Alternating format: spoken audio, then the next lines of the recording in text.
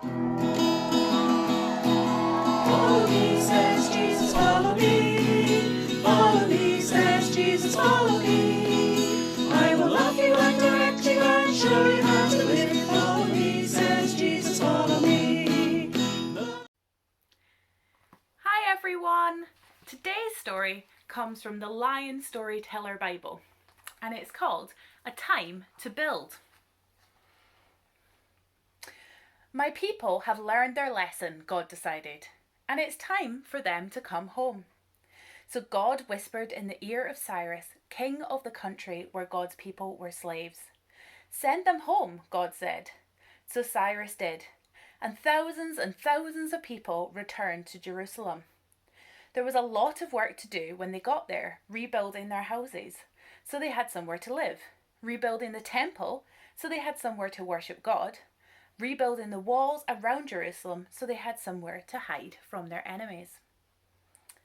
It was hard work. They had no end of problems, and for a long time it looked as if it would never be done.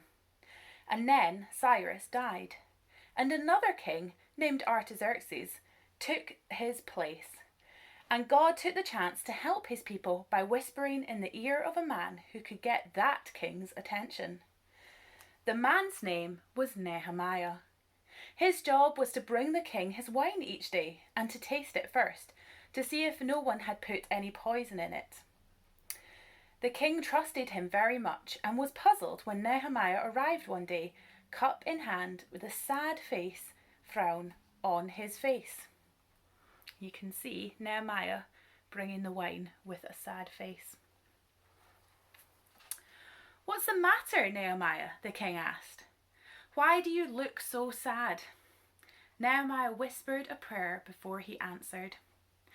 "Forgive me, your majesty," Nehemiah begged. "I know it is my duty to smile in your presence, but I cannot. I have heard that my people are suffering in their homeland. The walls of Jerusalem are broken down, and I know that I could help if only I could go and join them. I know also that you would have wood and stone, which would make their job so much easier. Please send me there with supplies to finish the job and bring an end to my people's suffering." King Artaxerxes thought long and hard. "Yes, Nehemiah," he answered, "you may go, but let me send some of my soldiers along to protect you on your way." Nehemiah thanked the king. He thanked God too, and he set off on his long journey. When Nehemiah arrived, he found Jerusalem in a terrible state, but the people were pleased to see him. "Let's build up these walls," he encouraged them, "for God is with us. He gave me courage to speak to the king. He persuaded the king to give us these supplies, and now God will help us finish the job." The people cheered and set to work. It still wasn't easy. There were enemies to deal with, so sometimes they had to work with a hammer in one hand and a sword in the other.